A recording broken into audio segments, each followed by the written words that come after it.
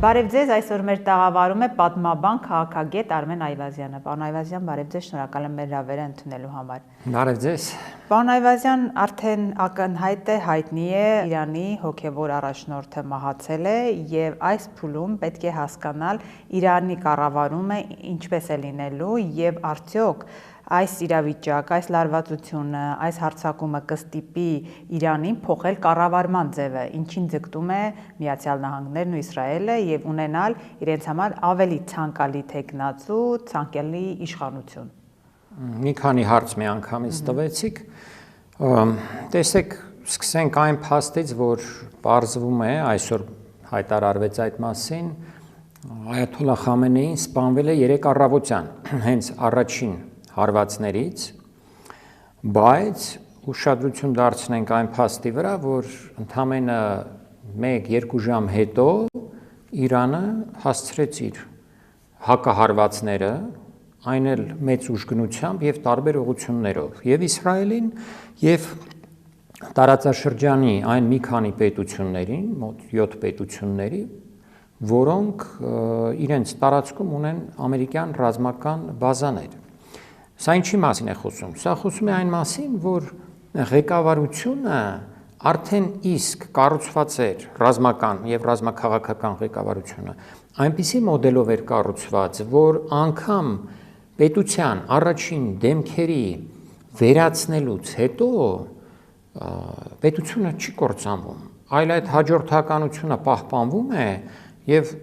այս մի հրամանատարի կամ պետական գործչի սպանվելուց հետո ավտոմատ իշխանությունը անցնում է հաջորդին եւ բացի դրանից հնարավոր է նաեւ իրական ռազմական ղեկավարությունը Խամենեին չէր իրականացնում հենց այդ պահին արդեն, քանի որ գիտեին, որ հարձակում է լինելու։ Այնպես որ այն ենթադրությունը կամ այն հույսը, որ Միացյալ Նահանգները եւ Իսրայելը ունեն եւ հայտարարում են այն մասին, որ իրենք արդեն իսկ գրեթե տապալել են Իրանի Իսլամական Հանրապետությունը սպանելով Այաթոլլահ Խամենեիին եւ մի շարք այլ դեմքերի, փաստորեն սպանված է նաեւ գլխավոր շտաբի պետը, սպանված է Պահապանների կորպուսի հրամանատարը, սպանված է Պաշտպանության նախարարը կարծես եւ մի քանի ուրիշ կարեւոր դեմքեր, ասենք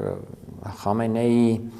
խորհրդական Շամխանին, որ անցյալ անգամ վիրավորվեց, բայց անցյալ տարվա հունիսի հարձակման ժամանակ, բայց չսպանվեց, ուրեմն այդ դեմքերը չկան, բայց որևէ կերպ Իրանի ղեկավարման վրա այդ փաստը չի անդրադարձել, որովհետև պատրաստ էին նման զարգացումների։ Իհարկե, եթե ավելի լավ պատրաստ լինեին, առաջին իսկ օրը չէին սպանվի։ Մի քիչ զարմանալի է, որ գտնվել է հենց իր փաստորեն իր սենյակում, գրասենյակում է գտնվել Այաթոլլահ Խամենեին։ Միացյալ Նահանգների Այո, դե կարող էր աշխատել, բայց մի քիչ զարմանալի է այնուամենայնիվ, ինչու այդ բոլոր հավաքները չեն իրականացվել բունկերներում, գետնի տակ եւ այլն եւ այլն։ Ինչպես սովորաբար ընդունված է բոլոր պատերազմող երկրներում, բոլոր քաղաքական եւ ռազմական ղեկավարության գործիչների համար այդպես է նախատեսված։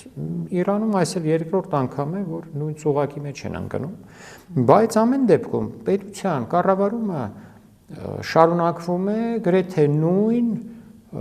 արդյունավետությամբ, եթե կարող ենք ասել։ Չի առաջացնելու այս ամենը։ Ես կասեի ընդհակառակը, քանի որ արտաքին ուժերի կողմից է հարձակումը կատարվում երկրի վրա։ Դա բերում է նրան, որ ժողովուրդը անգամ ընդդիմադիր թևերը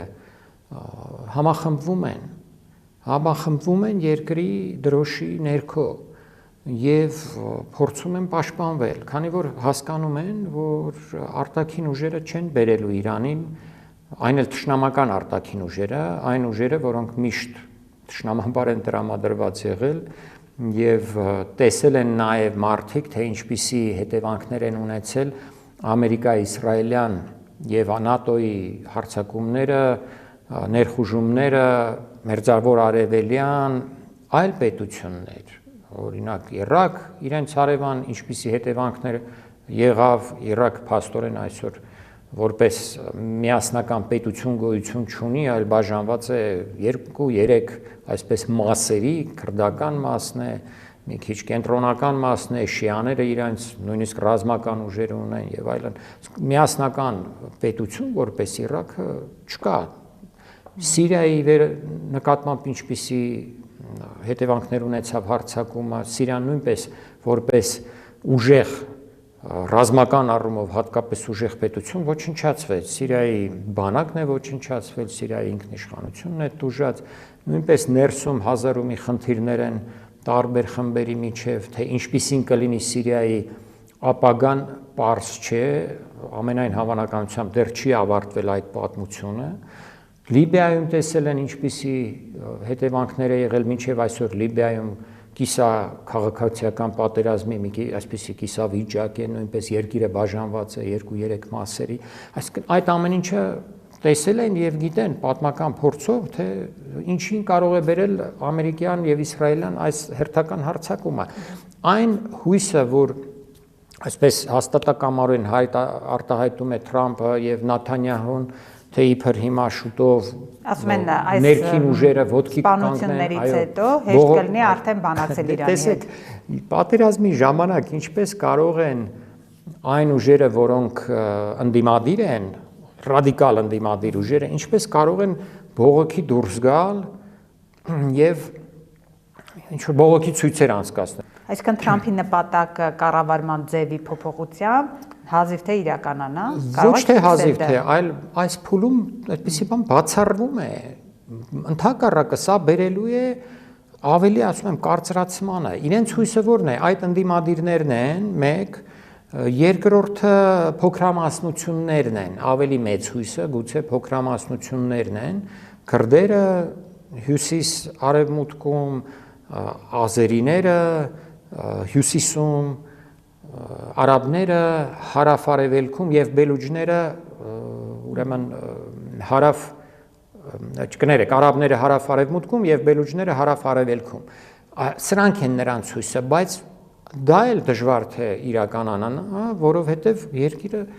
ռազմական դրության մեջ է, դրանք կազմակերպված չեն այդ փոքրամասնությունները, այդպիսի ռադիկալ ամբողջական առումով sense կազմակերպված ուժերի մեջ, որ կարողանան ապստամբություն բարձրացնել։ Դա այսօր հնարավոր չէ։ Իրանի բանակը բավական ուժեղ է, Պահապանների կորպուսը ուժեղ է, նրան կից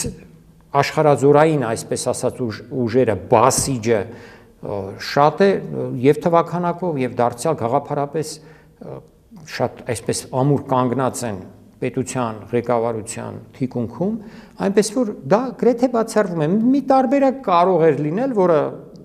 դարձյալ իրական չէ, եթե այս օդային հարվածներին հաջորդեր կամ զուգահեռաբար իրականացվեր ռազմական ներխուժում Իրան, բայց դա էլ հնարավոր չէ, այնպես ինչպես Իրաքում ինչպես եղավ 2003 թվականին մոտավորապես 300,000-անոց զորք էր հավաքված։ Ցամաքային ներխուժման Այո, ցամաքային ներխուժում տեղի ունեցավ։ Առանց ցամաքային ներխուժման Սադամ Հուսեյնին չէին կարող գահազրկել։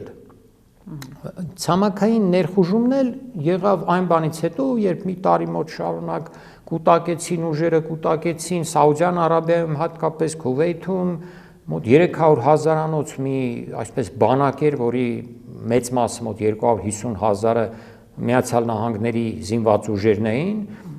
մոտավորապես մի 40,000-ը բրիտանական բանակներ եւ մանր-մունր արդեն կային այլ ուժեր այնտեղ։ Եվ այդ 300,000-անոց բանակն էր, որ կարողացավ ներխուժել, այն էլ ոչ ամբողջական, գրեթե կեսից ավելի ներխուժեցին, կարողացան գրավել Բաղդադը, գտնել Սադամին, պատերազմը այդ ձևով հայտարարել ավարտված, բայց դրանից հետո էլ իհարկե պատերազմը չավարտվեց, դիմադրությունը տարիներով շարունակվեց, բայց դա ուրիշ հարց է, դեռ այդ մասին չեմ խոսում։ Այս պարագայում ինչպես է ներխուժելու Իրան, Իրանը չկա այդ հնարավորությունը։ Նախ քանի որ դեռևս ակտիվ ընթանում է պատերազմական այս գործողությունները, չկա հետագայում նման պատահարներ։ Չկա, ինչու ասեմ, նախ Իրանի զուտ տարածքը բնակչության թվականակը 90 միլիոնանոց պետություն է, տարածքը հավասար է եթե մենք գումարենք ուրեմն Գերմանիան, Ֆրանսիան, Իսպանիան, Շվեյցարիան, Նիդերլանդները իրար կլինեն դրանք միասին ուրեմն Իրանի տարածքը կկազմի այդ, այսինքն գրեթե արևմտյան Եվրոպայի մի զգալի մասը, եթե իրար կպցնես, կդառնա Իրան։ 4 անգամ մոտավորապես Իրաքից մեծ է Իրանը, հասկանում եք։ Այն էլ իր ռելիեֆն է շատ տարբեր, այնտեղ կան նաև սարեր եւ այլ։ Ուրեմն դա մի կողմից տարածքը եւ բանակի ուժը շատ ավելի հզոր է, քան Իրաքի բանակներ 2003 թվականի դրությամբ։ Բայց նրա դեմ իսրայելա-ամերիկյան բանակն է կռվում։ Հետո ինչ, ամերիկյան բանակի թվականակը այսօրվա դրությամբ շատ ավելի պակաս է, քան 2003 թվականին։ Որ ուղղությամբ կարող են մտնել, պետք է ուղղությունները նայել։ Ուրեմն հյուսիսից չեն կարող, այսինքն Հայաստանի, Ադրբեջանի տարածքից ներխուժել Իրան,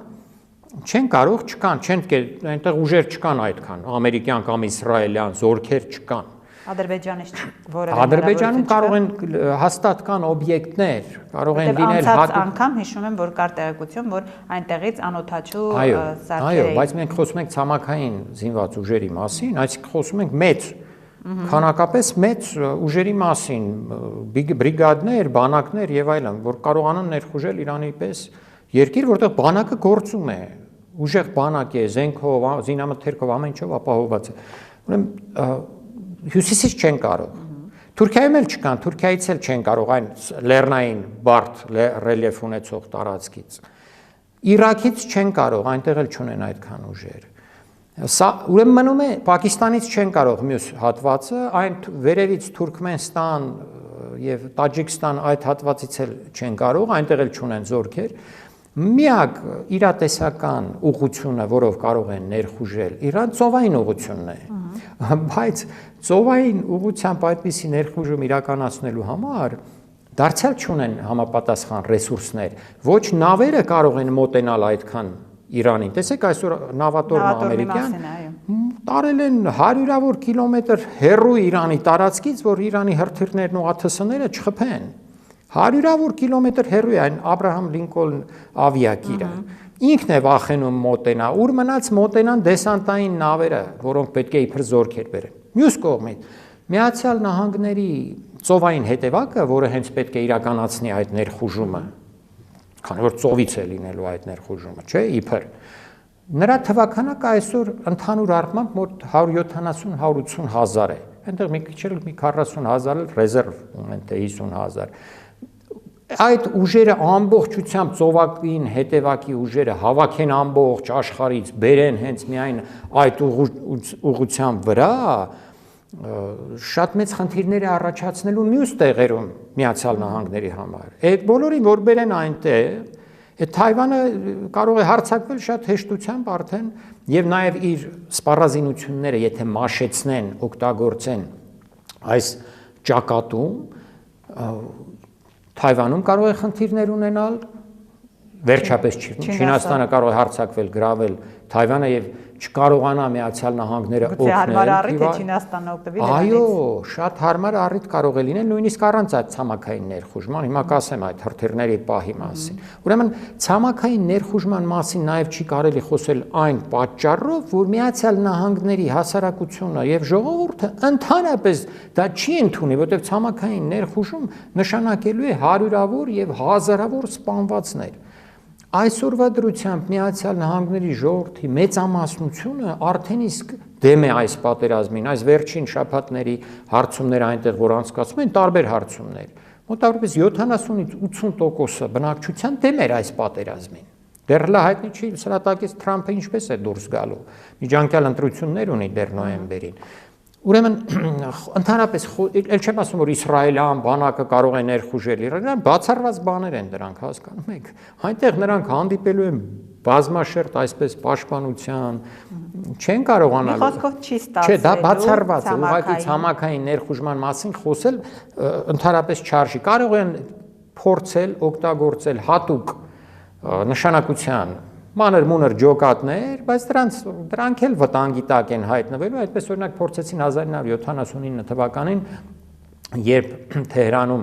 իրանցի ուսանողները գրավել էին Միացյալ Նահանգների դեսպանությունը, մի այդպիսի փորձ արվեց 79 թվականին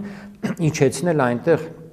հատուկ ջոկատայիններին, ուղղաթիռներով եւ այլն, որոնք պետք է մի հատուկ ռազմագործողություն իրականացնեին, ազատեին իրենց դիվանագետներին եւ հետ տանեին։ Բայց դա անմիջապես այնտեղ տեխնիկական պատճառներով նաեւ բախվեց այնպիսի խնդիրների, մի քանի հոգի զոհվեց եւ այլն, նրանք առանց որևէ արդյունքի փաստորեն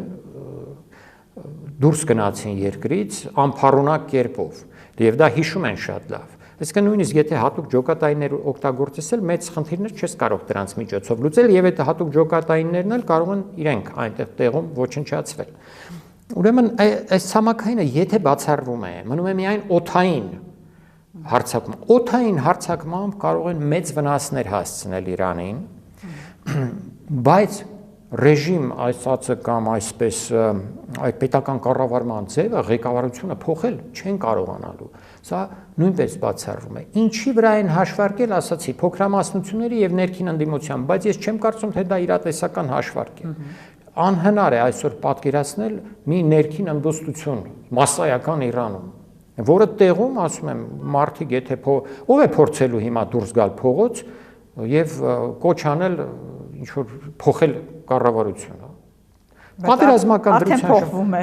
այսպես թե այնպես, ձևը կառավարման հավանաբար դեմքերն են փոխվում, բայց ձևը չի փոխվում։ Հիմա այն հարցը, որ դուք տվեցիք, թե ով է փոխվելու, այնտեղ իրենք ունեն սահմանադրության իրենց այն կարծեմ առաջին կետն է, որ այսպեսի մի կետ կա,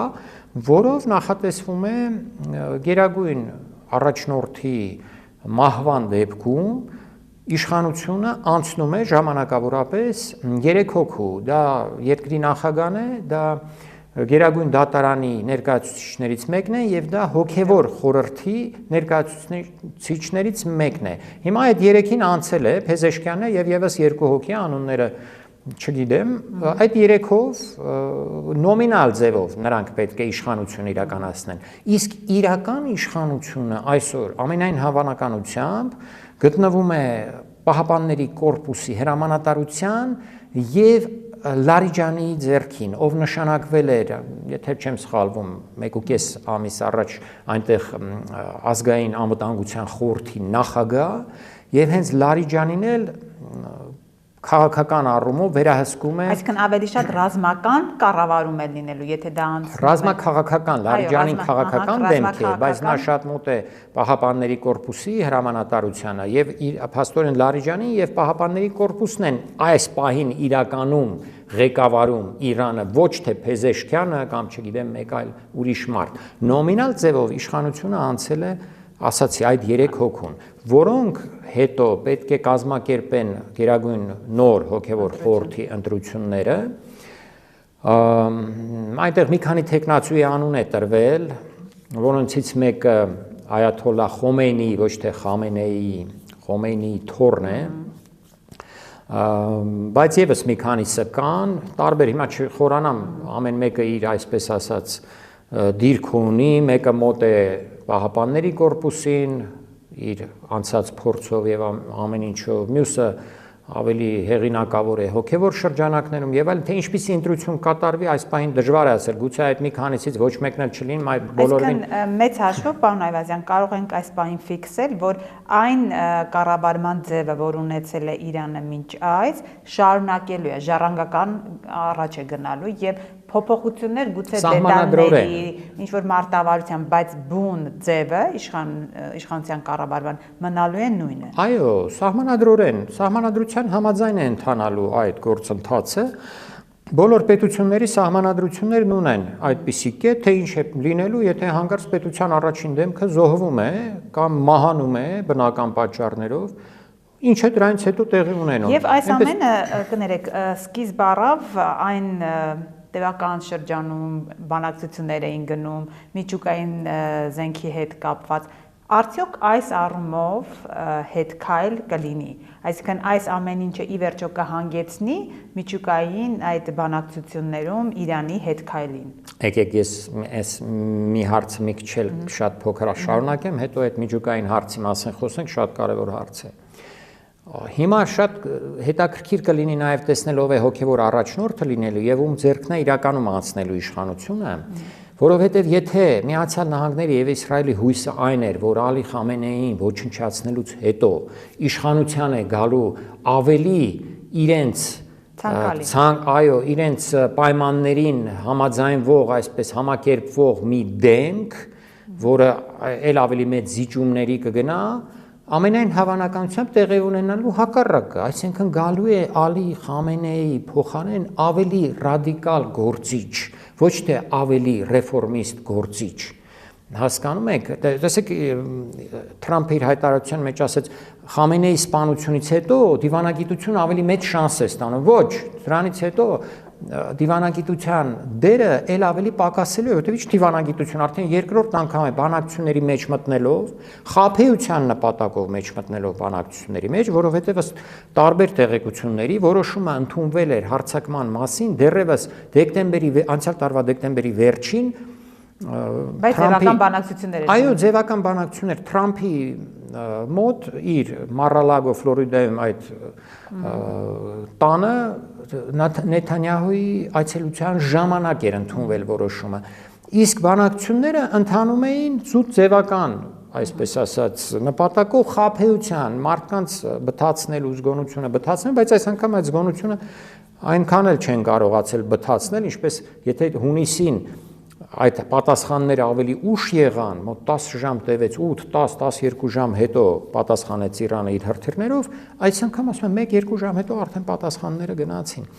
Եվ այս հարցը, որ ավելի ռադիկալ, ավելի այսպես արմատական դիրքորոշումներով են գալու մի ուրիշ գործիչներ են իշխանության գալու, սա բնական է, որովհետև մարդիկ տեսնում են, որ բանակցություն չի լինում իրականացնել։ Իդեպ մեր հարցում էլ էր այդպես։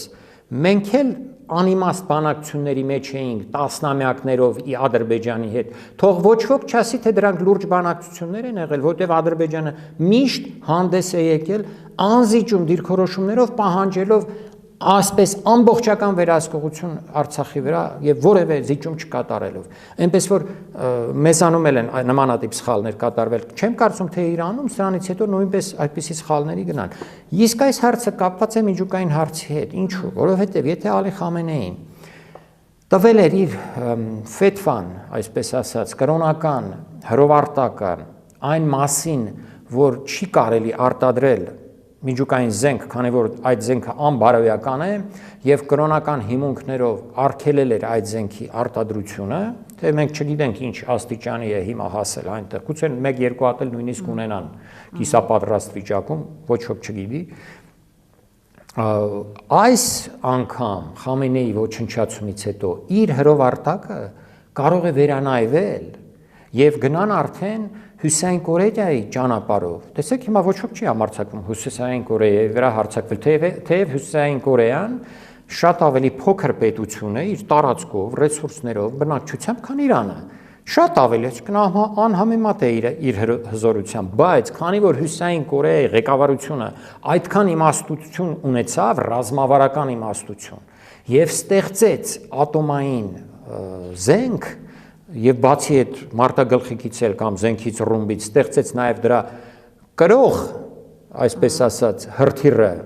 հրթիռները, որոնք կարող են նույնիսկ միրջ ցամաքային ուրեմն տարածություն անցնել եւ հասնել Միացյալ Նահանգների տարածք, Կալիֆոռնիայի տարածք, մոտավորապես այդ ափերին հասնել Միացյալ Նահանգների։ Դրանից հետո ոչ ոք չի խոսում Միացյալ Նահանգներում կամ Հարավային Կորեայում կամ Ճապոնիայում կամ որևէ մեկը խոսի Հյուսիսային Կորեայի վրա հարձակման մասին։ Ինչ հարձակում, եթե այդ պետությունը ունի ատոմային զենք, միջուկային զենք ունի։ Իրանը հիմա փորձում է այդ ճանապարհով գնալ այս բանը։ Մենք չեմ ասում փորձում է, բայց ասում եմ կարող է կտրուկ վերանայեն այդ դիրքորոշումը, քանի որ տեսնում են, որ շարունակաբար հարձակման է ենթարկվում երկիրը։ Շարունակաբար, հիմա ասենք թե այս հարձակումները երկար տևել չեն կարող իդեպ ասեմ։ Դա է ուզում հասկանալ, այսինքն մասշտաբները, որովհետև հիմա մենք տեսնում ենք Միացյալ Նահանգների բազաների վրա անդադ կրակոցներ, տարբեր էմիրությունների, Քուվեյթի, ամենտեղ, որտեղ Միացյալ Նահանգները ներկա է, Իրանը փորձում է հարձակումներ գործել։ մասշտաբները կմեծանան եւ ինչքան կարող է տևել այս ամեն ինչը, ինչը որ պահին, որ փուլում կարող է կանգնել, այսինքն ինչ պայմանավորվածության դեպքում։ Զուտ Իսրայելի եւ Միացյալ Նահանգների հնարավորությունները այս հրթիռային հարվածների, օդային հարվածների անսահմանափակ չեն, քանի որ այդ հրթիռները ունեն սահմանափակ քանակ։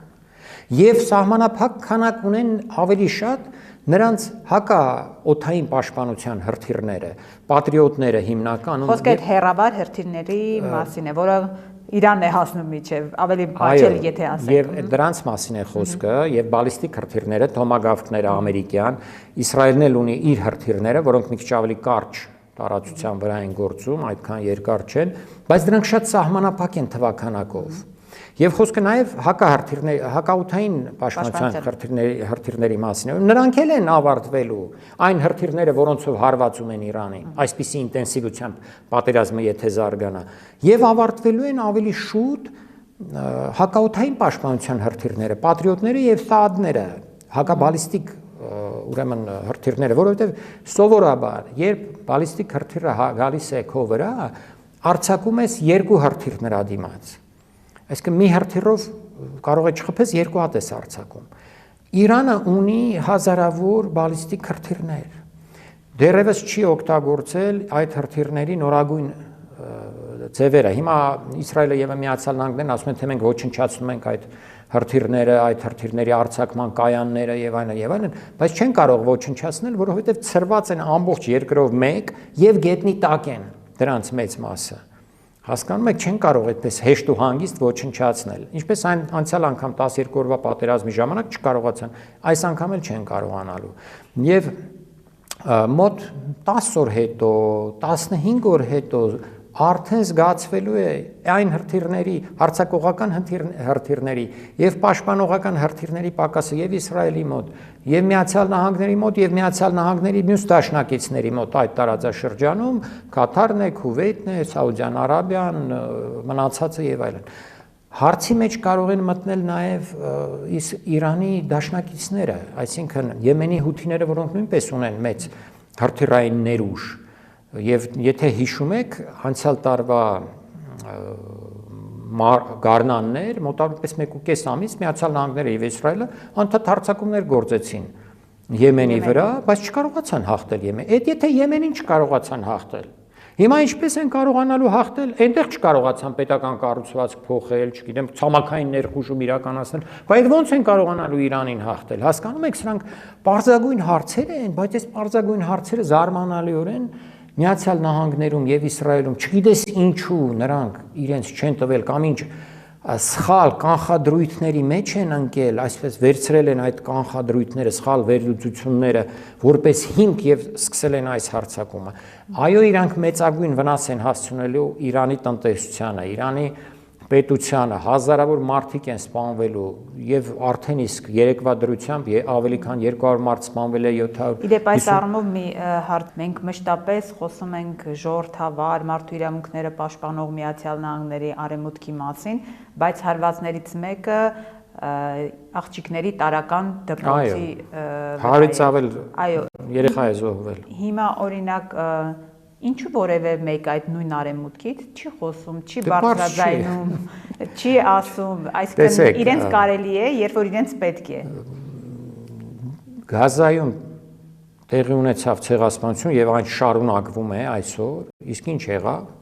որ խոսում էին ինչ, երբ ցույց էին տալիս եւ այլն, չէին էլ գնահատում դա որպես ցեղասպանություն։ Հիմա էլ պաղեստինցիների դեմ շարունակվում է եւ ցեղասպանությունը եւ նրանց հողերի գրավումը եւ նրանց դուրս մղումը իրենց տարածքներից, այս ամեն ինչ շարունակվում է Արևմտյան ափում, Գազայում եւ այլուր։ Արևմուտքը եւ Միացյալ Նահանգները հատկապես ворթեգրել են այսպես կայսերական, գաղութատիրական աշխարհի ուրեմն զավթման մի մոդել են ворթեգրել, որ պետք է իրենք հիմա տիրեն աշխարհին։ Ու ոնց ասի Միացյալ Նահանգները եւ դա այդպես էլ պիտի լինի, բայց այդպես դիմադրության են հանդիպելու եւ հիմա խնդրեմ այս առաջին դեպքն է, Վենեսուելայի դեպքը, որ մտան Մադուրոին գրավեցին, տարան եւ այլն, կարող է այսպես մեծ տպավորություն թողեց, բայց դա մասնավոր դեպք էր եւ Իրանը Վենեսուելա չի մեկ, երկրորդը Վենեսուելայում խնդիրները չեն ավարտված։ Այդ խնդիրները Միացյալ Նահանգները Վենեսուելայում ունենալու է դեռևս մի քանի ամիս հետո կլինի, թե մի տարի հետո կլինի, այնտեղ, քանի որ նույնպես իշխանությունը չի փոխվել, տեսեք, նույն լուրջ խնդիրներ ունենալու է նաև Վենեսուելայում։ Իսկ Իրանում, ասում եմ, մեծ վնասներ կարող է հասցնել, բայց իր նպատակին, այսինքն պետության ոչնչացմանը չի կարողանալու հասնել։ Եվ բացի իր հարձակողական հնարավորությունների սպառումից որոշ ժամանակ անց, Իրանը շարունակելու է հարվածներ հասցնել Միացյալ Նահանգների եւ Իսրայելի եւ ռազմաբազաներին, եւ զորքերին, եւ նավատորմին, եւ տնտեսական շահերին, որոնք ավելի հեշտ է հարվածել։ Այսինքն շարունակվելու է Իրանի հարվածները այն պահը, երբ որ իրենք հասկանան, որ իրենց գործը այդ առումով ավարտել են, որովհետեւ իրենց հարվածները, նույն այդ սպանությունները բարձրաստիճան այրերի հաստատապես այսպես հանգիստ չեն ինչ որ մի պահի պատերազմը դադարելու է եւ որովհետեւ Միացյալ Նահանգները եւ Իսրայելը չեն կարողանալու շարունակել այդ պատերազմը։ Պատկերացրեք, եթե Իսրայելի վրա 10 օր շարունակ, 15 օր շարունակ օրական թեկուզ 3-4 հրթիռ ընկնի Իսրայելի գլխավոր քաղաքների Թել Ավիվի եւ Հայֆայի վրա, նաեւ ուրիշ կետերի վրա։ Դա բերելու է ահռելի կորուստների, վնասների, չեմ ասում, որ խփում են նաև ռազմական օբյեկտներին եւ այլն, բայց կան այսպես կոչված փափուկ թիրախներ, տնտեսական թիրախներ, որոնց ավելի հեշտությամբ կարող է հարվածել, մեծ վնաս տալով Միացյալ Նահանգներին, օրինակ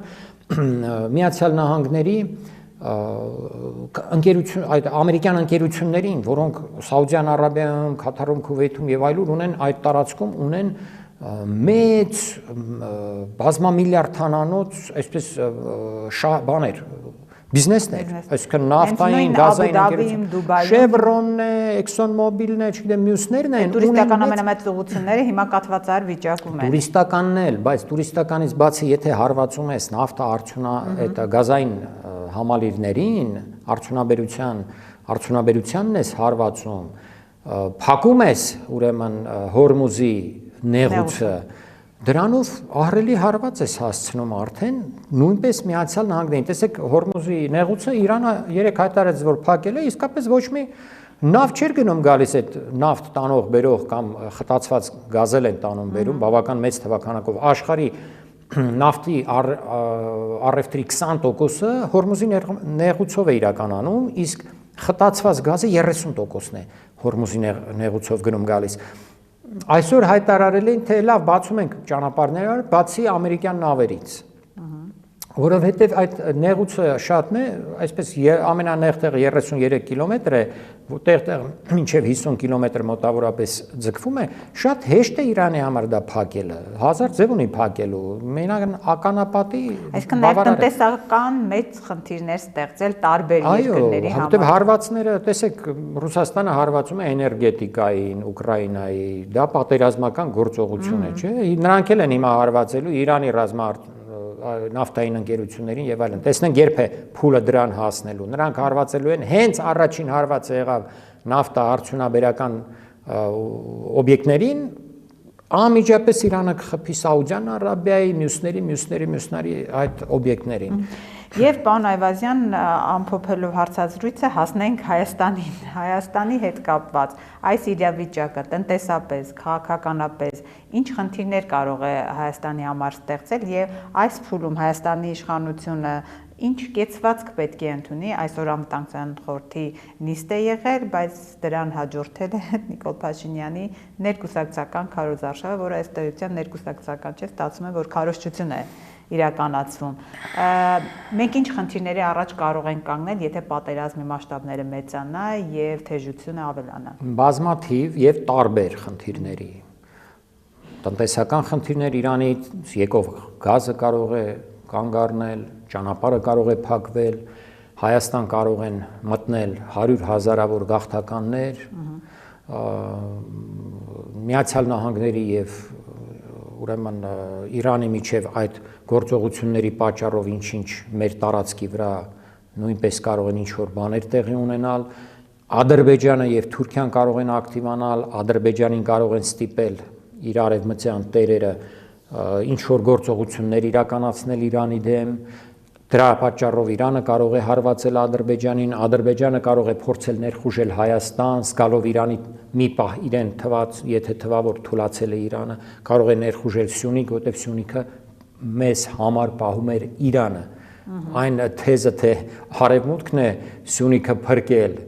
ծիծաղելի է, որովհետև արևմուտքը Սյունիքը չի փրկել։ Միացյալ Նահանգները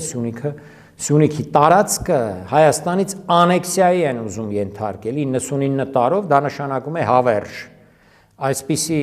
տգետ հայտարարություններ երբ լսում ես, որտեղ Միացյալ Նահանգները եթե ուզենար փրկել Սյունիքը, չէր ասի 99 տարով տուր ինձ այդ քո տարածքը։ Պարզապես Ադրբեջանին եւ Թուրքիային կասեր չհամարձակվեք Հայաստան ներխուժեք։ Վերջ։ Ոչ թե կասեր տուր ինձ 99 տարով, դու այստեղ իրավունքներ չունես այս տարածքի վրա։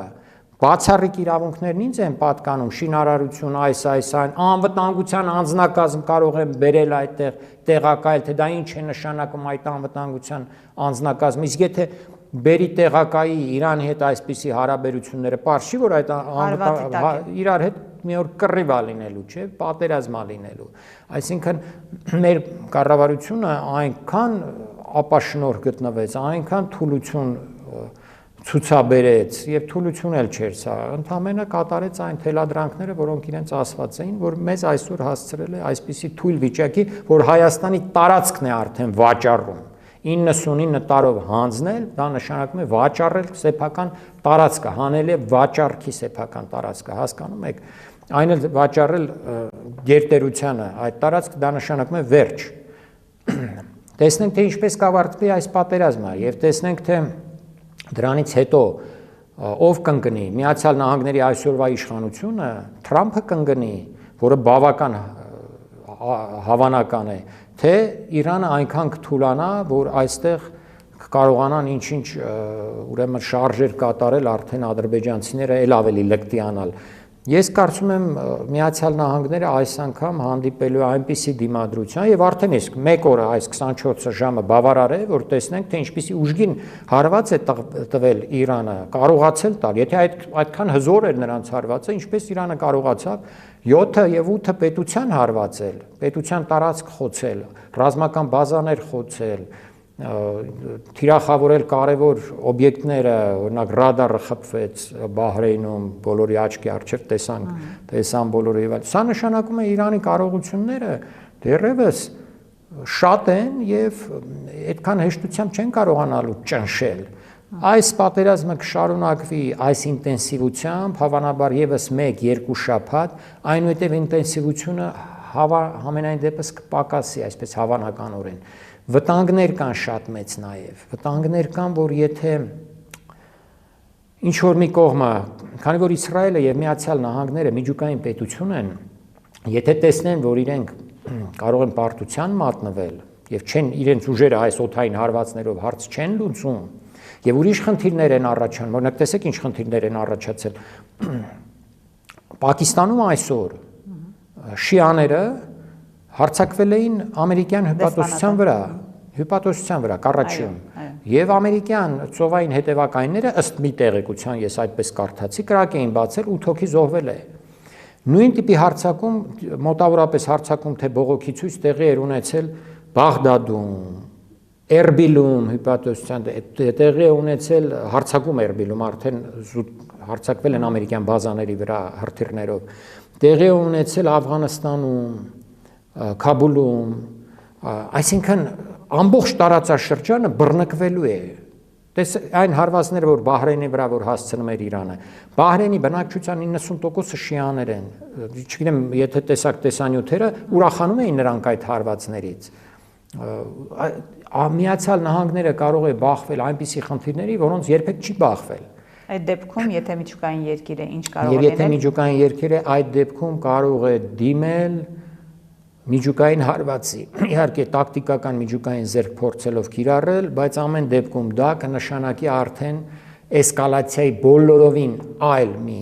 մակարդակ, այլ փուլ, որը դարձյալ օգտակար չի լինելու։ Իհարկե Իրանը մեծապես տուժելու է, բայց դարձյալ օգտակար չի լինելու Իսրայելին եւ Միացյալ Նահանգներին, որտեղ եթե դու կիրառում ես միջուկային զենք,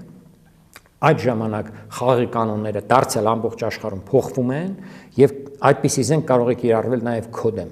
Իրանը եւ ինքը կարող է արտադրել միջուկային զենք, հրթիռներ ունի, կարող է շատ հեշտությամբ մարտագլխիկների մեջ դնել, Իրանին կարող են տալ այդպիսի միջուկային զենք